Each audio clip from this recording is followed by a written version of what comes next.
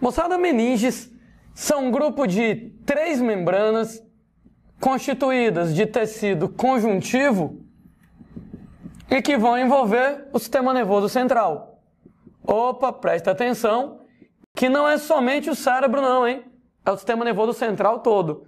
Claro que o sistema nervoso é preciosíssimo pra gente, de maneira que a gente vai precisar de uma proteção toda especial pro sistema nervoso, né?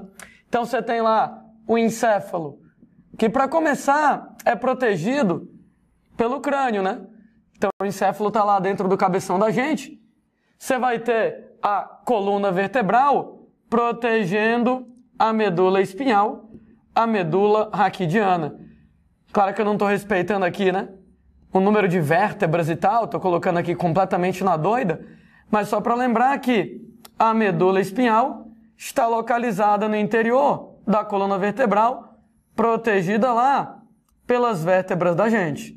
Só que, moçada, além de você ter lá crânio, além de você ter lá as vértebras em relação à coluna vertebral, nós vamos ter ainda as meninges para poder proteger o sistema nervoso central. Então são 3 membranas constituídas lá de tecido conjuntivo. Opa, de fora para dentro, você tem lá dura mater. Dura mater, moçada, ela vai ser a mais externa das 3. E como o nome sugere, a mais resistente, dura. Você vai ter lá a aracnoide, a do meio. Por que esse nome aracnoide? Alguma coisa a ver com aranha? Sim, tem lá a ver com aranha. É porque quando você coloca no microscópio, ela apresenta uma série de ramificações que lembram lá uma teia de aranha. E você tem lá a pia mater. Pia mater, gente, a mais interna das 3 meninges. Sendo que entre aracnoide e pia mater existe um espaço. Entre aracnoide e pia mater, nós vamos ter o espaço subaracnoide. E, gente, nesse espaço subaracnoide, nós vamos ter um líquido chamado, moçada, de líquido cefalorraquidiano, também conhecido com o nome de líquor. Esse líquido cefalorraquidiano, ou líquor, ele vai ser um líquido que vai banhar um sistema nervoso central. Então, entre aracnoide e pia mater, você tem lá o espaço subaracnoide. Nesse espaço subaracnoide, líquido cefalorraquidiano, líquor. Desenhando aqui para vocês, né? Então, a gente vai ter 3 meninges. A mais de fora, nós vamos ter lá a dura mater. Nós vamos ter a segunda delas, a aracnoide. E a mais interna das 3, chamada lá de pia mater. Eu sei, meu desenho tá horrível, mas vai dar, espero eu, para entender o que eu quero que vocês entendam. Então, a mais interna das 3, pia mater.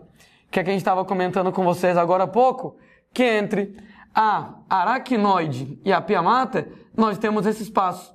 E nesse espaço, nós vamos ter um líquido, chamado exatamente de líquor ou líquido cefalorraquidiano.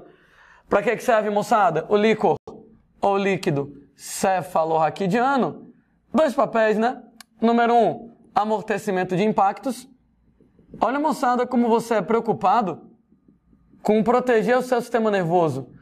Olha a série de estruturas de proteção para o sistema nervoso central. Tu tem os ossos do crânio, da coluna vertebral. Você tem, caramba, as 3 meninges e ainda tem um líquido amortecedor, que é o líquor. Além do papel do amortecimento de impactos, também vai ter o papel de distribuição de substâncias no tecido nervoso. Então você vai lá receber, a partir do sangue, oxigênio, nutrientes, joga no líquor e você então distribui lá pelo tecido nervoso, né, através lá do sangue que chega lá no tecido nervoso. Então tudo isso aqui em relação ao sistema nervoso. Se você observar o meu desenho horroroso aqui, você deve ter notado que, na verdade, a medula espinhal não ocupa toda a coluna vertebral. Você tem um pedaço, gente, lá da coluna vertebral, onde você não tem mais medula. Não quer dizer que a coluna fique vazia. Nós vamos ter uma estrutura chamada de fio terminal ou cauda equina. É mais ou menos assim, tá certo? Nós vamos ter alguns conjuntos de vértebras para poder lembrar para vocês. Você tem lá as chamadas vértebras cervicais, são as vértebras do pescoço.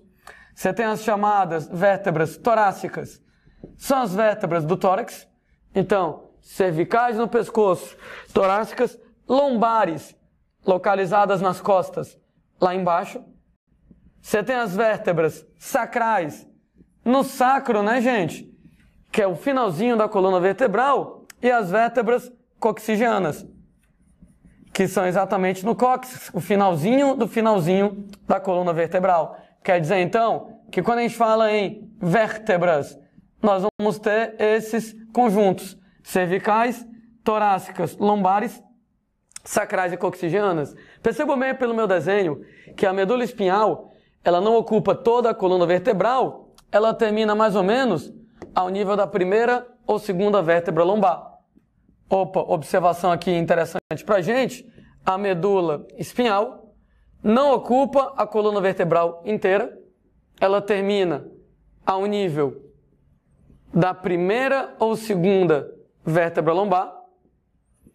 E Landim, depois disso aí, o que é que você vai ter na coluna vertebral?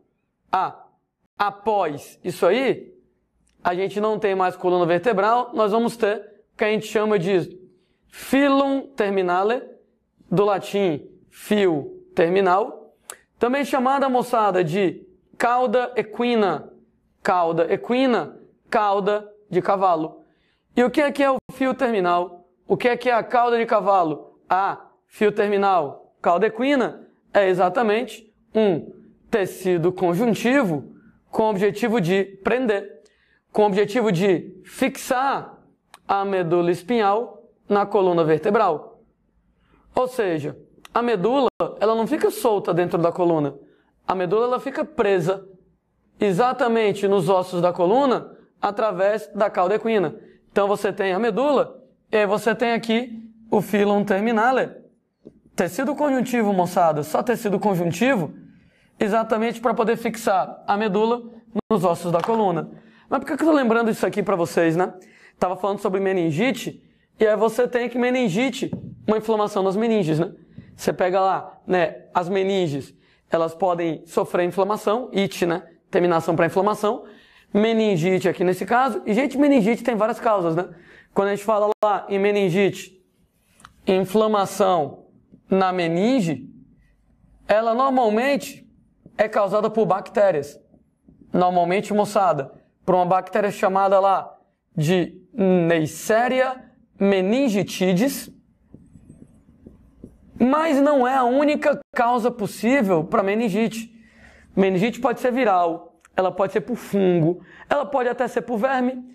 E, gente, uma vez que o cara tem a meningite, né, que ele tem lá os sintomas de meningite, né, náuseas, dor de cabeça, febre, né, rigidez na nuca, depois a gente fala sobre meningite com mais calma nas aulas de parasitologia. Uma vez que o cara tem a meningite, eu tenho que saber o que é que está causando a meningite dele para poder tratar de modo adequado. Porque é óbvio que, por exemplo, a meningite bacteriana vai ser tratada de uma maneira diferente de uma meningite causada por fungo, ou por vírus, ou por verme, e aí vai. E para saber o que é que está causando a meningite, a gente vai ter que fazer um exame chamado de punção lombar. Né? Os fãs de seriado médico devem ter visto isso várias vezes lá no House, no Grey's Anatomy. Todo episódio do House, ele fazia uma punção lombar em alguém.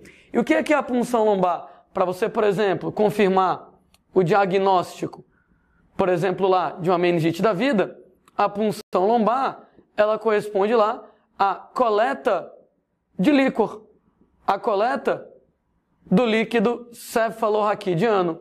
Sendo que, para você coletar o líquido cefalorraquidiano, né, o médico vai lá pegar uma agulha, vai enfiar a agulha entre as vértebras, e, gente, quando ele enfia a agulha entre as vértebras, ele vai lá atravessar a dura mater, a aracnoide, e entre a aracnoide e a pia mater, nós temos o espaço subaracnoide, onde tem o líquor.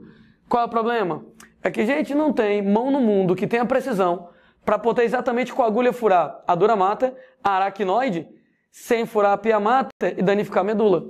Então o medo é a agulha se aprofundar demais, danificar a medula e deixar o cara, gente, paraplégico, tetraplégico, alguma coisa do gênero. E é por isso que o exame é chamado de punção lombar. A punção lombar, a coleta de líquor, é feita exatamente abaixo da primeira ou segunda vértebra lombar. Ora, por que você vai coletar abaixo da primeira ou segunda vértebra lombar? Ora, porque lá não tem mais medula espinhal. Abaixo, moçada, da primeira ou segunda vértebra lombar, eu só tenho um fio terminal. Estava comentando que a medula espinhal, ela termina, a medula espinhal acaba exatamente ao nível de primeira ou segunda vértebra lombar. Depois disso, só vai ter lá a cauda equina. O que quer dizer? Que se eu pego a agulha aqui embaixo para poder introduzir, eu vou atravessar dura mater, aracnoide. Ô, gente, mesmo que eu me aprofunde muito, se eu lesionar alguma coisa, na pior das hipóteses, eu vou lesionar o fio terminal. Só que o fio terminal é tecido conjuntivo, né? Então cicatriza de maneira relativamente tranquila. É diferente de você enfiar uma agulha nessa área e danificar a medula da pessoa, e, gente, você vai detonar neurônios, você não consegue regenerar, né? Você não consegue produzir novos neurônios facilmente, então vai poder deixar a pessoa paraplégica, tetraplégica. Se eu fizer aqui embaixo, depois da segunda vértebra lombar, eu tenho certeza que não tem mais medula, só tem um fio terminal. Se a agulha danificar alguma coisa, ela danifica o fio terminal. E aí ele vai lá e cicatriza, porque é tecido conjuntivo. Coloca a agulha, puxa o líquor e vai analisar. No exame de punção lombar, né? O médico manda o paciente ficar deitado de lado na maca, em posição fetal, né? Ele vai ficar todo encolhido. No que ele fica todo encolhido, as vértebras dele começam lá a saltar, e o médico ele vai exatamente contando mais ou menos as vértebras para procurar as vértebras lombares. Achou as vértebras lombares, primeira, segunda, daí para baixo, tá valendo, né? Daqui para cima eu não posso colocar sob risco de danificar a medula, mas daqui para baixo, se eu tiver que danificar alguma coisa ao fio terminal, não tem problema. Então, quando a pessoa fica deitada de lado, posição fetal, vértebras saltadas, conta as vértebras, abaixo da primeira ou segunda vértebra lombar, enfia a agulha entre uma vértebra e outra, atravessa as meninges, vai no líquor e coleta o líquor, né? Por exemplo, as meninas aí que vão fazer um dia lá um parto, se o parto for cesariano, né, vão fazer uma anestesia, que a anestesia que é feita exatamente nessa área. Né? Porque uma vez que você vai lá e faz anestesias do tipo hack peridural nessa região, ora, é anestesia local.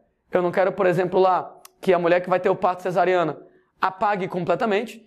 Então eu não quero que ela faça anestesia geral. Eu quero que ela fique acordada durante o parto, não tem justificativa fazer anestesia geral. Né? Mas eu quero que ela esteja anestesiada da cintura para baixo, para poder chegar e cortar a barriga, cortar o útero, tirar o bebê lá de dentro, de boas aqui nesse caso. Sendo que nessa situação, né, você uma vez que aplique lá o anestésico, nessa região, apliquei o anestésico. Gente, você coloca o anestésico no líquor, e o líquor, moçada, ele vai se difundindo. Como você aplicou o anestésico nessa área, beleza, o anestésico se concentra, principalmente nessa região, exatamente as terminações nervosas que vão inervar as pernas, então a menina vai ficar lá anestesiada da cintura para baixo, não sente, não mexe nada. Eu não vou aplicar anestesia aqui em cima, mesmo lance, mesma preocupação. Se o médico aprofundasse demais a agulha, poderia danificar a medula e causar algum problema sério. Aplicando anestesia aqui embaixo, se tiver que danificar alguma coisa ao fio terminal, cicatriza com relativa facilidade. Aplico o anestésico, inclusive é essa área que eu quero anestesiar, né? Da cintura para baixo, para poder fazer lá o parto cesariano e beleza. Ah, não é anestesia geral, porque o líquor, ele se difunde, mas muito pouco. Então vai chegar somente um pouquinho de anestésico lá em cima. Não vai chegar muito. O anestésico vai se concentrar nessa área para anestesiar da cintura para baixo. Um pouquinho só de anestesia vai chegar lá em cima.